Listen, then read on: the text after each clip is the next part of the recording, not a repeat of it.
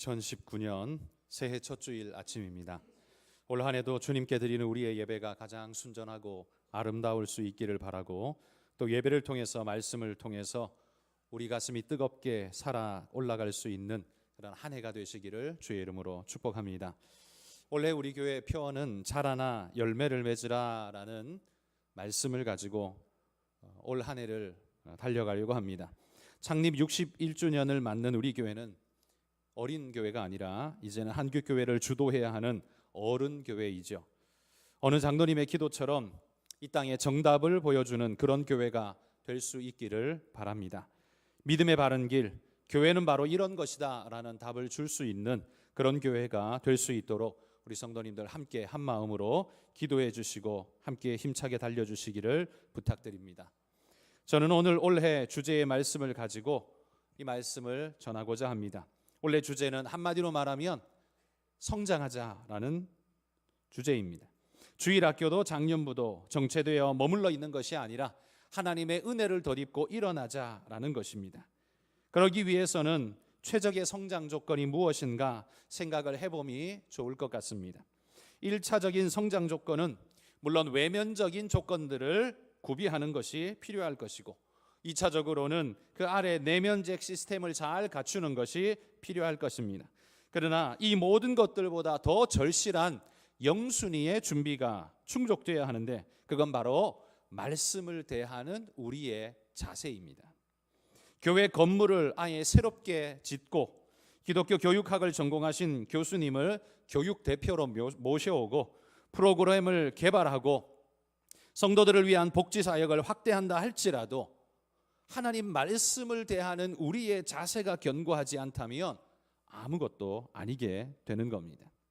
바로 우리 개개인이 말씀을 대하는 건강한 자세를 구축하는 것이야말로 올해를 건강하게 하나님 백성다운 삶으로 살아가는데 가장 중요한 것이라 생각합니다. 우리는 들려오는 말씀의 퀄리티를 높이기 위해서 실력 있는 좋은 목사를 불러올 수 있고, 음향 시스템을 수억을 들여서 교체할 수도 있고, 성도들이 안락하게 앉을 수 있는 본당의 의자를 안락의자로 바꿔서 편안하게 예배에 임할 수 있게 할 수는 있겠지만, 그러나 그보다 더 중요한 것, 우리 여과 필터, 우리 귀에 들어오는 그 말씀을 우리 마음에서, 우리 눈에서, 생각에서 걸러내버린다면 그 모든 외부적 조건들은 다 의미 없고 쓸모없는 일이 돼버리고 마는 겁니다. 그러나 반대로 설교자의 실력이 그리 높지 않지만 말씀과 하나님에 대한 신실함과 진정성을 가지고 있고, 비록 음향시설과 의자시설이 낙후되어 별것 아닌 것처럼 보인다 할지라도 말씀을 받는 가장 중요한 여과 필터에서 생명의 말씀을 튕겨내지 않고 잘 받아들여 흐르게 할 수 있다면 그 사람은, 그리고 그 교회는 반드시 성장하고 성숙해질 것이라 믿어 의심치 않습니다. 설교 말씀이 내 귀에 도달하는 데까지는 우리의 몫은 아닙니다. 그건 설교자의 몫이고, 그리고 모든 시스템을 관장해야 하는 교회의 몫일 겁니다.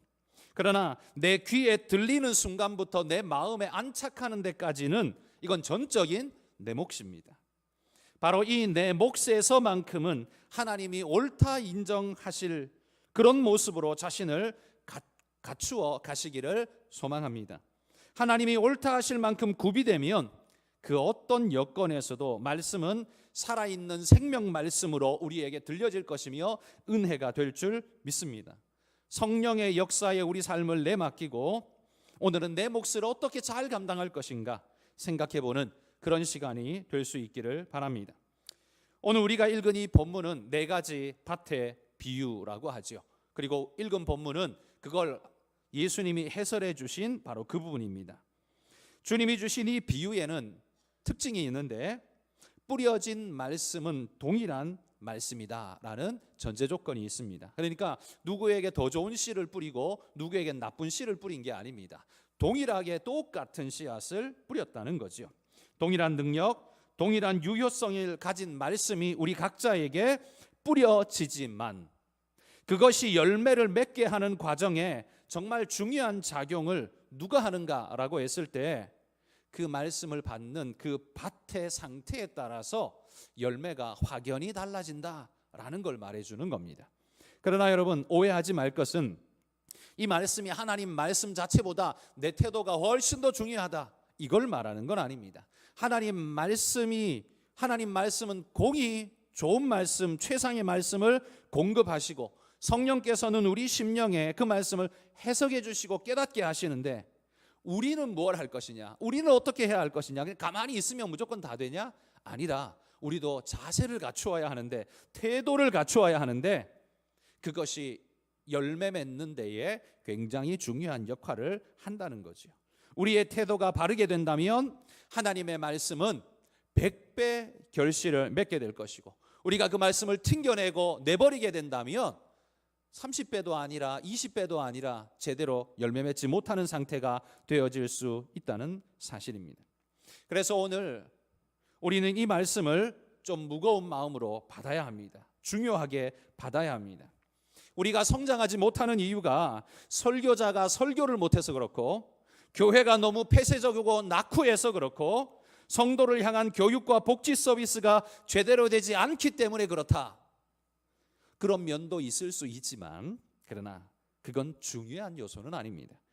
정말 중요한 요소, 성장하고 말고의 가장 중요한 요소는 뭐냐면 내 자세에 달려있다라는 겁니다. 하나님께 우리는 이런 식으로 불평할 수 있습니다. 옆집에 집사님은 왜 자기 교회 가서 말씀을 들으면 저렇게 좋은 말씀 듣는데 왜 나는 그런 마음이 없습니까? 하나님, 저 교회는 저렇게 성장하는데 왜 우리 교회는 이렇게 성장을 안 하는 겁니까? 여러분, 우리가 하나님께 항의할 수 있지만 오늘 말씀은 우리에게 이렇게 말합니다. 하나님이 동일한 씨를 뿌렸다. 거기에도 내가 하나님 말씀을 똑같이 줬고 여기에도 하나님 말씀을 똑같이 줬다. 그런데 중요한 게 뭐냐? 너의 자세를 돌아보라 라고 말씀하는 겁니다. 오늘 말씀은 철저히 나 자신에게 하고 계신다라는 사실을 기억하시며 여러분 들어주시기를 바랍니다. 나는 이 4개의 밭 중에 도대체 어떤 밭의 상황에 지금 머물러 있는가 한번 생각해 보면서 좋은 땅, 열매 맺는 밭이 되기 위해서 나는 어떤 준비가 필요할 것인가를 한번 새겨보시기 바랍니다. 예수님의 비유에 4개의 밭이 있죠. 그 4개의 밭은 동일한 조건에서 시작했다고 했습니다. 같은 말씀이 뿌려졌습니다. 하나님이 이 사람에게는 더 좋은 것, 저 사람에게는 덜한 것 아니라 동일한 말씀을 줬는데도 불구하고 천차만별의 결과가, 열매가 나타나더라라는 거죠. 자, 그러면 첫 번째로 뿌려진 씨앗은 어디에 떨어졌습니까? 15절에 보면 길가에 떨어졌다 이렇게 말합니다. 길가는 밭이 아닙니다. 우리가 4가지 밭의 비유라고 말하기 때문에 길가도 길가밭이라고 말하는데, 사실은 엄밀히 말하면 길가는 밭이 아니죠. 그냥 길가일 뿐입니다. 열매나 수확을 목적할 수 없는 곳입니다. 그런데 그런 곳에 씨가 떨어졌습니다. 이유가 뭘까요? 그건 농부가 흩어뿌리기를 하다가 씨가 툭 날아가서 거기 떨어졌을 수 있고요. 또 유대의 농사법에 보면 나귀 등에 씨 자루를 턱하니 올려놓고 그 자루에 구멍을 뽕 뚫어가지고 구멍에 씨가 솔솔솔솔 새어나도록 해서 나귀를 밭에 쭉 걸어가면서 씨를 그냥 뿌리도록, 그렇게 심겨지도록 그렇게 유대에서는 농사를 짓는다고 합니다. 그러니 그렇게 나귀가 싣고 가다가 털레털레 가다가 떨어진 씨앗이 하나가 길가에 이렇게 툭 떨어진 것이겠죠. 자, 이 길가는 우리 마음밭, 어떤 마음밭을 의미하는 것일까요? 아마 그건 불신자들처럼 말씀을 외면하고 거부하는 자세의 사람들, 바로 이들을 대표하는 마음밭이라고 할 수 있습니다. 그러나 이런 마음밭이라고 해서요, 예수님을 모르는 교회 안 다니는 사람들의 마음밭이라고만 단정 지으면 그건 착오입니다. 완전한 불신자도 그렇지만 말씀을 듣기는 들었는데, 들을 줄은 아는데, 교회에도 가봤는데 처음부터 말씀을 들을 생각이 없는, 튕겨내는 사람들, 그 사람들이 바로 길가밭의 마음입니다. 이런 사람들에게 떨어진 말씀의 씨앗은 그들 마음 땅속에 심겨지지 못하고 그냥 덩그러니 계속 바깥에 내팽개쳐져 있다가 새들이 와서 물어 가버린다는 거죠. 이런 사람들은 완전한 불신자들만이 아니라 말씀을 튕겨내는 모든 사람들이 이에 해당할 것입니다. 예레미야 36장 20절에서 25절의 말씀에 보면 그런 대표적인 사람이 하나 나옵니다. 우리 자막 띄워주시고요. 예레미야 36장 20절에서 25절 같이 읽어보겠습니다. 그들이 두루마리를 서기관 엘리사마의 방에 두고 뜰에 들어가 왕께 나아가서 이 모든 말을 왕의 귀에 아뢰니 왕이 여우디를 보내어 두루마리를 가져오게 하매 여우디가 서기관 엘리사마의 방에서 가져다가 왕과 왕의 곁에 선 모든 고관의 귀에 낭독하니 그때는 9째 달이라. 왕이 겨울 궁전에 앉았고 그 앞에는 불피운 화로가 있더라. 여우디가 서너 쪽을 낭독하면 왕이 칼로 그것을 연하여 베어 화롯불에 던져서 두루마리를 모두 태웠더라. 왕과 그의 신하들이 이 모든 말을 듣고도 두려워하거나 자기들의 옷을 찢지 아니하였고 엘라단과 들라야와 그마랴가 왕께 두루마리를 불사르지 말도록 아뢰어도 왕이 듣지 아니하였으며. 여기 보면 예레미야가 하나님 명령을 받아 말씀을 선포했을 때 유다 왕 여호야김이 그 말을 매우 듣기 싫어해서 그 두루마리를 읽고 지나가면 그 옆에서 칼로 두루마리를 쓱쓱 잘라가지고 화롯불에 툭툭 던져 넣었던 것입니다. 여러분, 이게 뭘 의미하겠습니까? 하나님 말씀을 칼로 자른다는 것부터가 벌써 받아들이지 않겠다는 소리죠. 거부이기도 하고 칼로 베버리겠다라는 그런 그의 마음 상태를 보여주는 겁니다. 그래서 그 예레미야가 선포한 말을 들을 때 그의 마음이 그걸 받지를 못했습니다. 튕겨내고 있습니다. 왜냐하면 바벨론에 의해서 유다가 멸망할 것이라는 이야기를 하고 있기 때문이죠. 좋은 말은 아니죠. 듣기에 편한 말은 아닙니다. 그런데 여러분, 좋지 않은 내 귀에 듣기에 편하지 않은 말이라고 해서 하나님 말씀이 안 됩니까? 아니죠. 내게 듣기 좋아야만 하나님 말씀 되는 게 절대로 아니죠. 그런데 지금 여호야김은 자기가 듣기에 불편하다고 말씀을 싹둑싹둑 잘라서 다 던져버렸습니다. 오히려 멸망의 예고를 해주면 멸망이 목전에 다다랐구나, 그러면 겸손히 엎드려 회개하며 돌이켜야 하나님의 긍휼 한 자락이라도 얻을 텐데 여호야김은 교만한 마음으로 하나님 말씀을 싹둑싹둑 잘라서 화롯불에 던져버렸습니다. 나는 결코 그 받을 수 없어, 이딴 건 집어 던져버려, 이런 마음인 거지요. 말씀이 없어서 여러분 우리가 죄로 가는 게 아닙니다. 인생이 죄를 짓는 건 말씀이 없어서가 아닙니다. 말씀을 무시하고 죄로 가는 겁니다. 이게 바로 완전히 길가 같은 마음의 상태죠. 그러나 그렇게 말씀의 두루마리를 화롯불에 던져 넣었다고 해서 하나님이 말씀하신 그 역사가 이루어지지 않습니까? 하나님 역사를 막을 수 있습니까? 하나님의 뜻이 변합니까? 아니죠. 오히려 이렇게 미리 말씀해 주시는 하나님의 마음을 전혀 헤아리지 못하는 모습입니다. 하나님은 듣기 싫은 선포를 하고 계신 게 아니라, 비록 지금은 바벨론에 의해서 심판을 받겠지만, 왜냐하면 너희의 심각한 죄 때문에 이 죄값을 받겠지만, 그러나 70년이 차고 나면 내가 반드시 너희를 돌이켜 이 땅으로 돌아오게 하리라. 이게 예레미야 선지자가 선포한 말씀이거든요. 이건 심판도 담겨 있지만 구원이 궁극적인 목적을 가지고 있는 말씀입니다. 그러면 이게 좀 듣기에 불편하지만 그래도 하나님이 우리에게 구원의 약속을 주시니 아멘하며 받아야 하는데, 여호야김의 입장에서는 불편해서 다 싹둑싹둑 잘라내버리고 튕겨내버린 겁니다. 그래서 하나님이 그런 여호야김을 향해서 이렇게 또 심판하십니다. 예레미야 36장 30절에서 31절 읽어봅시다. 그러므로 여호와께서 유다의 왕 여호야김에게 대하여 이와 같이 말씀하시니라. 그에게 다윗의 왕위에 앉을 자가 없게 될 것이요, 그의 시체는 버림을 당하여 낮에는 더위 밤에는 추위를 당하리라. 또 내가 그와 그의 자손과 신하들을 그들의 죄악으로 말미암아 벌할 것이라. 내가 일찍이 그들과 예루살렘 주민과 유다 사람에게 그 모든 재난을 내리리라 선포하였으나 그들이 듣지 아니하였느니라. 그의 왕권을 끊어버리겠다라고 말합니다. 그의 시체는 버림을 받아서 저주의 상징이 될 거라고 말합니다. 여러분, 하나님 말씀을 튕겨내고 버리면 그 말씀이 무효되는 게 아닙니다. 없어지는 게 아니에요. 그 말씀은 그대로 역사되어집니다. 하나님 말씀을 버리면 이와 같이 오늘 여호야김에게 선포하는 말씀처럼 이와 같이 그대로 유효케 됩니다. 칼로 여호와의 말씀을 잘랐다고 해서 말씀이 현실화되는 걸 막을 수 있는 건 절대로 아니라는 말이죠. 그런데 여러분, 여호야김은 어릴 때부터 하나님 말씀을 들어온 자잖아요. 믿음이 있는 자잖아요. 여호와를 아는 자잖아요. 그런데 왜 이렇게 했을까요? 아마도 여호야김의 머릿속에는 이런 생각이 있지 않았을까 싶습니다. 만약 그가 하나님이시면 정말 이런 때에, 이런 위기의 때에 구원의 길을 열어주시고 용기를 불어넣어 주셔야지, 그따위 저주스러운 말로 백성들의 사기를 꺾어버리는 것, 그게 무슨 사랑의 하나님이 하실 일이냐. 아마도 여호야김의 마음속에는 이런 불만이 가득했는지 모릅니다. 그 당시의 현실은 그의 생각을 지지해 줄 수 있을 것 같습니다.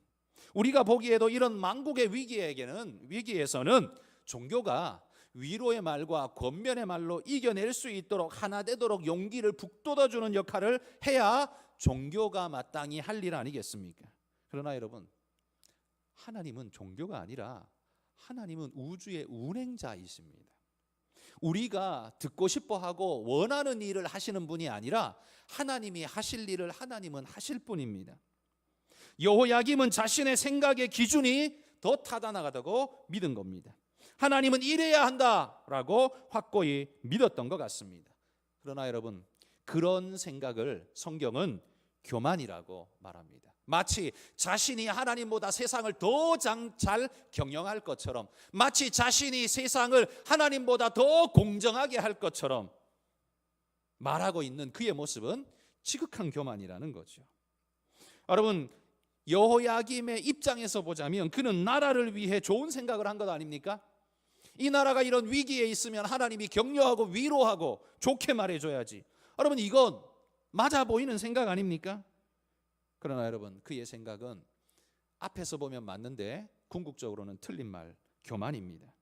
이 역사의 물줄기를 막을 힘도 없으면서 내일을 준비하시는 하나님의 뜻을 깨닫지도 못하면서 함부로 판단하고 자기 분노에 못 이겨 역정을 내고 있는 여호야김의 모습을 우리가 보게 된다는 거죠. 이건 교만이 확실한 겁니다.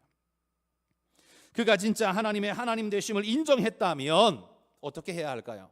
지금 하나님이 그렇게 말씀하시는 것이 좀 야속하게 들릴지 모르지만, 그러나 이 모든 역사의 주인이 하나님이시고 그분이 70년 후에 주실 구원을 약속하셨다면, 하나님, 주시니도 여호와시여 취하시니도 여호와시니, 이런 고백을 했던 욥처럼 반응해야 옳지 않을까요? 아니면 그리 아니하실지라도 하나님, 하나님의 하나님 되심을 내가 인정하고 따르겠습니다, 다니엘의 새 친구처럼 고백해야 되지 않을까요? 여호야김은 자기 정의는 살아 있었지만 하나님을 향한 신뢰와 믿음은 없었습니다. 그러니 교만한 말을 그렇게 내뱉을 수가 있었다는 말이죠.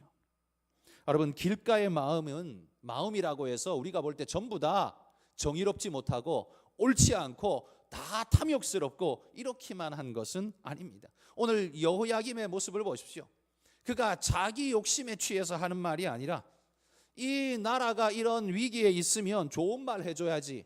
여러분, 그 말이 계산해 보면 그리 틀린 말 같아 보이진 않지 않습니까? 그러나 여러분, 그게 하나님 앞에 옳지 않았습니다.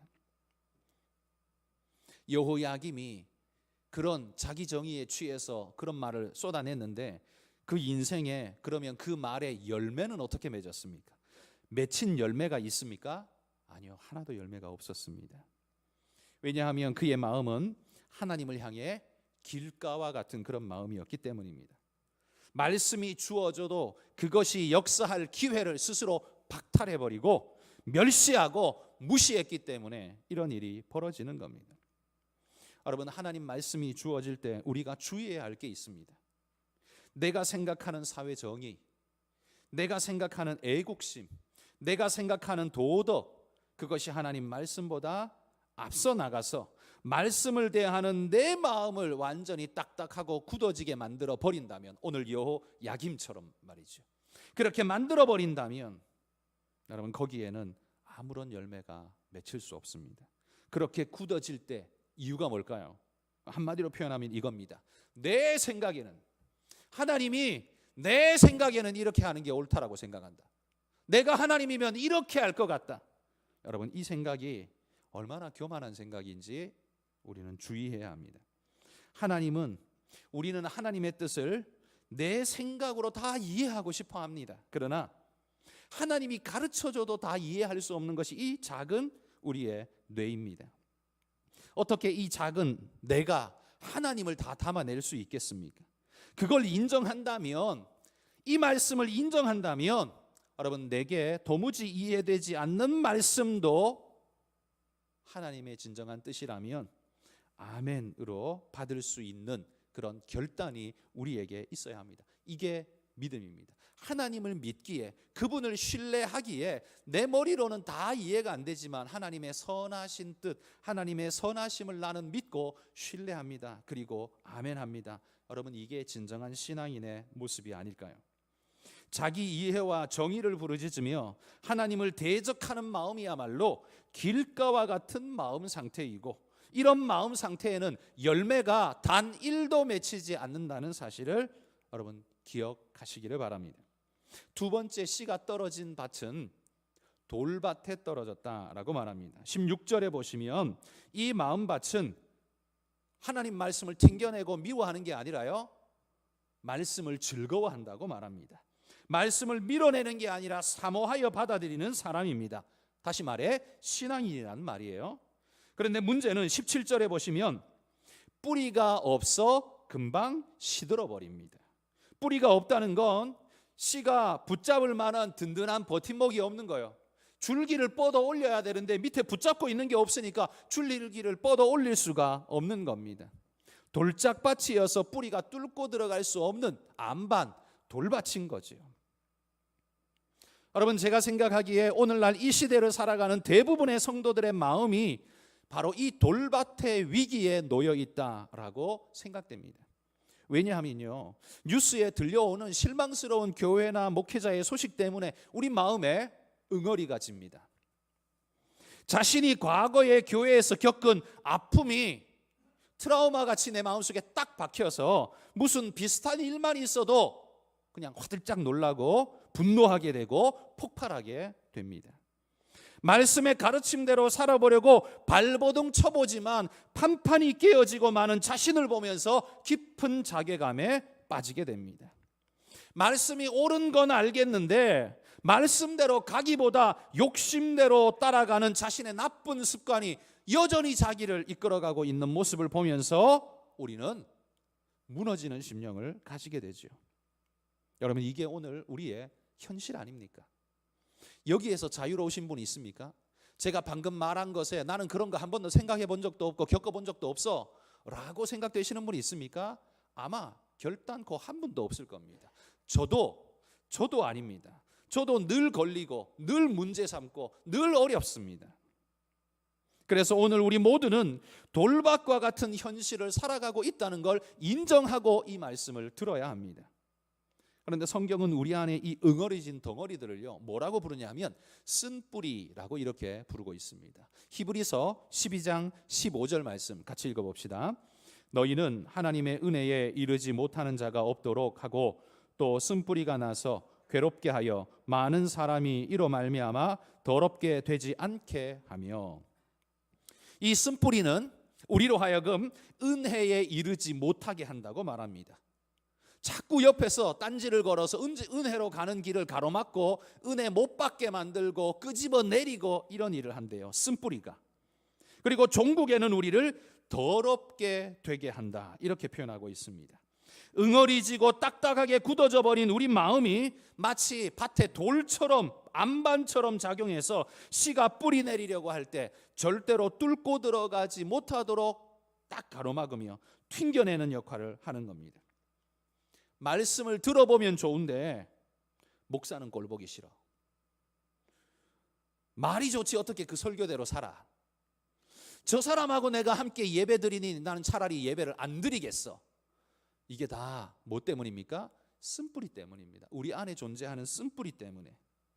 여러분, 그런데 이 쓴뿌리가 꼭 누구 때문에 생긴 것만은 아닙니다. 내 안에 약함 때문에도요, 이 쓴뿌리가 생기고요, 나의 아픈 경험 때문에도 쓴뿌리가 여전히 오늘 존재해 있고요, 나의 두려움과 피해의식이 그런 쓴뿌리를 만들기도 합니다. 그러므로 여러분, 꼭 누구 때문에 라는 그런 피해의식에 사로잡히지 마시기를 바랍니다. 그건 정직한 게 아닙니다. 그 사람에게 영향을 받았을 수는 있지만 그것 때문에 쓴뿌리가 생겼고 그것만 내 쓴뿌리의 원인이 되는 건 절대로 아닙니다. 여러분, 마귀가 바로 그런 마음을 충동질할 겁니다.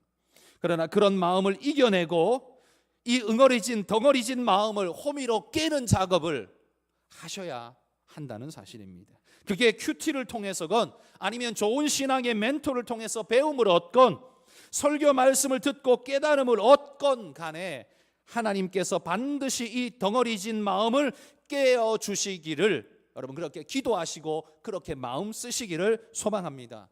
반드시 내 안에 뭉쳐있는 덩어리를 깨셔야 말씀의 뿌리가 내려가서 온전한 열매를 맺을 수 있습니다. 그래야 생명의 열매가 맺히는 겁니다. 2019년에는 우리 각자의 마음속에 뿌리 박혀있는 그 쓴뿌리, 그 돌덩이, 여러분 그걸 다 부스러뜨리고 성령의 은혜를 구하며 나아가시기를 소망합니다. 내 교만과 자기 중심성에 사로잡힌 자의식 가지고는 여러분 말씀이 뿌리 내릴 수 없습니다. 그 생각 내려놓지 않으면 하나님 말씀이 내 안에서 열매 맺을 수 없다라는 말입니다. 세 번째 씨가 떨어진 밭은 가시밭입니다.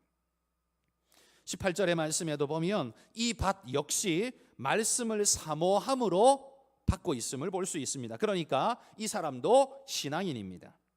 듣고 좋아하며 행복합니다. 말씀도 뿌리를 내리고 안착하는 것 같습니다. 여기까지는 참 좋은 성도의 모습입니다. 그런데 문제는 신앙이 뿌리 내리고 줄기가 쭉 뽑아 올라오는데 이걸 가로막는 인생의 가시가 있습니다. 자기 스스로는 잘 크고 있는데 외부적 환경의 가시가 그를 얽어 매고 있다는 거죠. 여길 찌르고 저길 찌르고 말씀도 알고 말씀도 사모하는데 한번 신앙이로 일어서 보려고 그렇게 몸부림을 하는데 여기저기서 공격이 막 쳐들어오는 거죠. 19절에 보시면 세상의 염려와 재물의 유혹과 기타의 욕심 이렇게 표현하고 있습니다. 신앙을 하는데 제일 자주 걸림돌로 작용하는 게 뭐냐? 세상의 염려이죠. 뭘 먹고 살아야 하나? 이거 굉장히 큰 문제 아닙니까? 살아가는 인생의 가장 큰 문제입니다. 뭘 먹고 살아야 하나?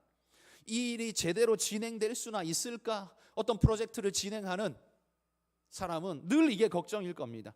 투자금은 제대로 회수할 수 있을까? 우리 자녀들은 나쁜 친구의 깸에 빠지지 않고 자기 길을 제대로 갈 수 있을까? 혹시 암이 발생하거나 혹은 사고가 나서 내가 큰 위기에 처하지는 않을까? 혹시 보험은 더 들어야 되는 것 아닌가? 여러분 이런 걱정들이 늘 우리를 얽어매지 않습니까? 또한 재물의 유혹이나 기타 욕심 때문에 우리는 또 무리수를 둘 때가 있지 않습니까? 무리수를 두었으니 안전하지가 않습니다. 그러니 걱정이 더 많습니다. 여러분 이런 마음을 뺏어가는 수많은 일들 때문에 말씀이 옳은 줄은 알지만 하나님이 나를 사랑한다는 것도 알지만 예배를 통한 은혜를 받아야 한다는 것도 알지만 이런 염려와 유혹과 욕심에 이끌려 가시에 찔리고 숨통이 막히고 불안증에 시달리며 말씀이 귀에 잘 들어오지 않고 예배 시간에 마음을 둘 수 없는 그런 상태, 그게 바로 가시밭의 상태입니다. 교회 떠난 사람이 아니라요, 교회 안에 앉아있는 사람의 상태가 가시밭의 상태라는 말입니다. 한 손에는 말씀을 쥐고 있는데 다른 한 손에는 걱정을 쥐고 있습니다. 그러다 보니 예배에 집중할 수도 말씀에 귀를 기울일 수도 없는 겁니다. 그러면 여러분 어떻게 해야 될까요? 걱정과 근심이 둘러싸여 있는 우리의 현실을 외면할 수도 없고 못 본 척할 수도 없고, 여러분 근심과 걱정이 없는 인생은 지구상에 그 누구도 없습니다. 없다면 그 문제는 그렇게 해결할 문제 없는 사람이 없다면 우리에게는 소망이 없는 거죠. 다 그 문제에 빠져서 다 허우적대고 있다면 다 큰 문제 아닙니까? 신앙은 거기서 스톱돼야 할 것 같지 않습니까? 그러나 여러분, 신앙밭에 가시가 전혀 없을 수 없지만, 그러나 여러분, 내 신앙밭에 가시가 있다고 해서 제대로 된 신앙을 못하는 건 절대로 아니라는 사실입니다. 욥을 생각해 보십시오. 그가 신앙을 아주 바르고 정직하게 했지만 사탄이 막 극한 태풍을 막 몰아붙입니다. 그것 때문에 어마어마한 피해를 입었습니다. 그러나 이런 가시가 있다는 것이 욥이 신앙을 할 수 없는 이유가 되지는 않았습니다. 욥이 그 어려움 때문에 신앙을 버리지 않았다는 말이에요. 우리가 볼 때는요, 누가 봐도 정말 버리고 도망가야 할 것 같은 상황 같은데 욥은 그러지 않았다는 겁니다. 그 환난의 태풍이, 그 가시가 욥의 가는 길을 막지 못했다는 겁니다. 그것을 성경은 하나님의 자랑으로 삼고 있음을 봅니다.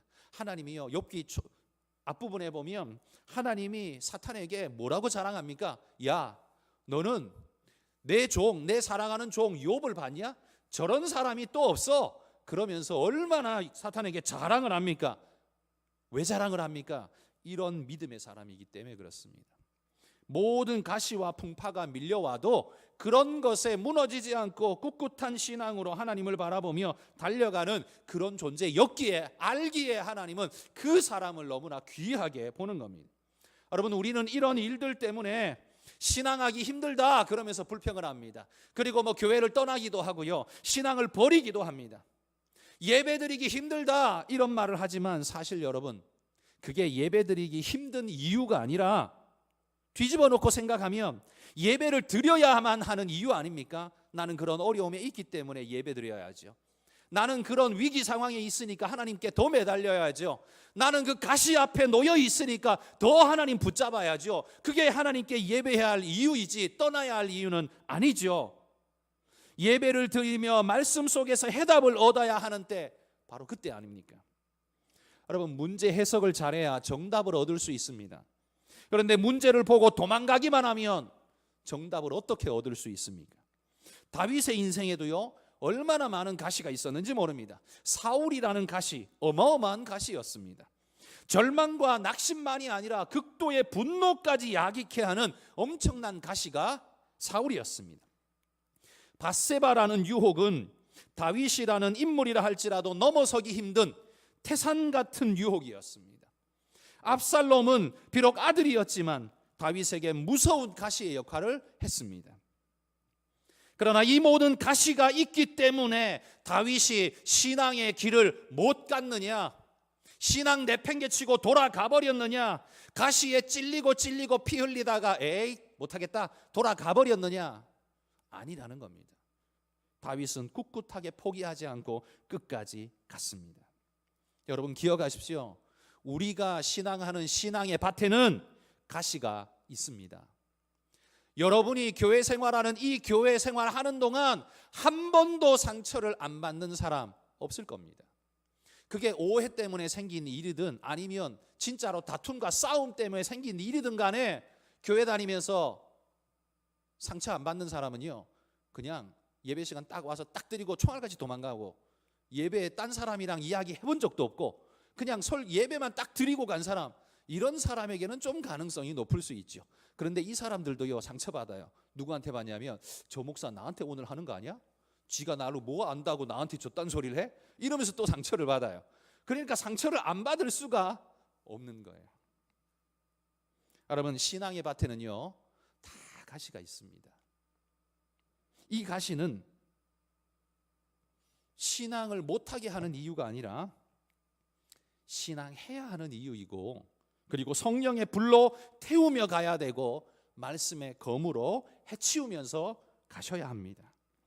그런데 여러분, 나는 가시 때문에 못한다고 말할 때가 더 많지 않습니까? 나는 그 일 때문에, 나는 그 사람 때문에, 나는 그런 것 때문에, 나는 그 여건 때문에 나는 못해, 안 해, 안 가. 여러분, 그건 고집이지. 그건 고집일 뿐이지 그건 정당한 게 아닙니다.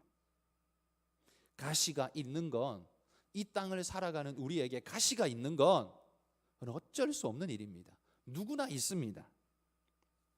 그러나 여러분, 가시 때문에 못 가는 게 아니라 주님은 가시 때문에 우리에게 성령 충만을 주시고 말씀을 주시는 줄 믿습니다. 말씀의 검을 가지고 그 모든 가시들을 베어버리고 믿음의 길을 가라고 하나님이 우리에게 주시는 줄 믿습니다. 승리하시기를 바랍니다. 네 번째 씨앗은요, 좋은 땅에 떨어졌다 이렇게 말합니다. 좋은 땅은 말씀을 받되 기쁨으로 받습니다. 품어드립니다. 뿌리를 내립니다. 줄기가 뻗어나고 덩어리진 것도 없고 가시도 없습니다. 목사님의 말씀을 통해서 그 말씀이 주어질 때 내 마음에 응어리진 것 없이 아름답게 열매를 맺는 것 같습니다. 그래서 말씀을 곱깝게 듣지 않습니다. 삐딱하게 비꼬지 않습니다. 있는 그대로 받습니다. 그리고 가시가 없어서 걱정과 근심과 유혹에 빠지지 않습니다. 말씀의 검으로 가시덤불을 헤쳐내 버렸기 때문에, 성령의 불로 태워버렸기 때문에 말씀의 줄기가 뻗어 올라가는데 걸림이 없습니다. 그러나 여러분, 오해하지 말 것은 좋은 땅이란 어려움이 전혀 없는 평안한 삶의 상태를 말하는 것이 아닙니다. 만약에 그게 좋은 땅이라면 우리가 살아가는 지상에는 좋은 땅이 없고 오직 천국에만 있을 겁니다. 신앙생활하는 우리의 상태에 좋은 땅이라는 상황은 아마 일생 동안 한 번도 없고 천국 가야만 좋은 땅을 얻을 겁니다. 그러나 예수님의 비유는 천국을 이야기하는 게 아니라 이 땅을 이야기하고 계시는 겁니다. 걱정 없는 상태, 그게 좋은 땅 아닙니다. 걱정은 있는데, 문제도 있는데 그걸 하나님께 내어 맡기고 전적 신뢰와 순종으로 주를 따르겠다고 결심한 상태, 저는 이게 좋은 땅이라고 믿습니다.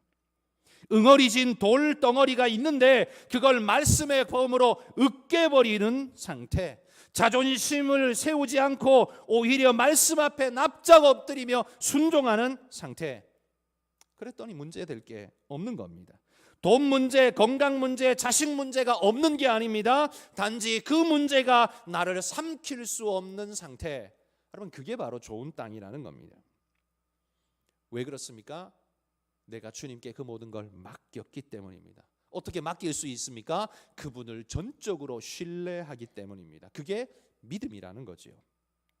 주님이 주시면 먹을 것이고 주님이 주시지 않으면 금식하겠다, 그런 마음으로 주님 따라가는 겁니다. 주님이 태워주시면 타고 가고 안 태워주시면 걸어가겠다, 그런 마음으로 신앙생활 하는 겁니다. 돌덩어리와 가시가 없어서 좋은 땅이 아니라 말씀의 검으로 으깨버리고 성령의 불로 태워버리고 그래서 뚫고 가는 마음밭, 여러분, 그게 좋은 땅이라는 말입니다. 말씀의 역사를 방해하지 못하도록 내가 철저히 하나님께 신뢰와 순종으로 내맡기며 걸어가는 삶, 그게 좋은 땅입니다. 여러분, 우리가 가만히 앉아 있어도 좋을 만큼 완벽한 조건은 이 세상 어디에도 없습니다. 신앙생활하는데 한 번도 상처를 주지 않는 교회는 지상에 그 어디에도 없습니다. 부부간에도 그리 상처 많이 주고받는데, 자식들도 그렇게 예쁘게 키우고 그렇게 정성을 다해도 그렇게 상처를 부모에게 주는데, 여러분, 교회라고, 교회 공동체라고 그런 게 없겠습니까? 그런 문제가 있다고 해서 이 교회가 나쁜 땅이 되는 건 아닙니다. 성령의 검으로 베어버리고 성령의 불로 태워버리고 하나님의 은혜의 마음밭으로 경작해서 뚫고 갈 때 그게 좋은 땅 되는 겁니다. 여러분, 부지런한 농부가 경작하는 땅이 좋은 땅입니다. 비와 풍상에 젖어 찌들어버린, 굳어버린 땅, 그 땅에 씨를 뿌린들 열매가 맺겠습니까? 그러나 좋은 농부가 부지런히 갈아엎고 돌을 골라내고 지력을 회복시킨 그 땅은요 좋은 땅이 되는 겁니다. 그러니까 좋은 땅은 누구에게 달려 있어요? 농부에게 달려 있어요. 여러분에게 달려 있습니다. 하나님께 좋은 땅을 달라라고 하는 게 아니라 좋은 농부가 되게 해달라고 하셔야 그게 정상입니다. 그런 자에게 하나님이 좋은 땅을 주실 줄 믿습니다. 나는 가만히 앉아서 좋은 땅 주십시오, 좋은 교회 주십시오, 여러분, 그건 헛기도입니다. 하나님은 여러분에게 좋은 농부가 되라고 말합니다. 갈아엎고 경작해서 건강한 교회, 건강한 신앙, 건강한 가정 만들라고 하나님이 우리에게 명령하신다는 거예요. 여러분, 그런 가시가 제거되어진, 그런 응어리진 쓴뿌리와 돌덩어리들이 제거되어진 그런 마음밭으로 주님 앞에 나아가 예배하고 주님을 섬기는 그런 여러분들이 되시기를 주의 이름으로 축복합니다.